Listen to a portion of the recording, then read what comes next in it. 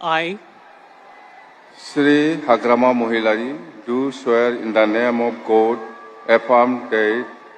I will bear true faith and allegiance to the Constitution of India as by law established, that I will faithfully and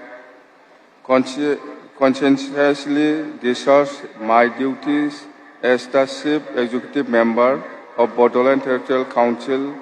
and that I will do right to all manner of people in accordance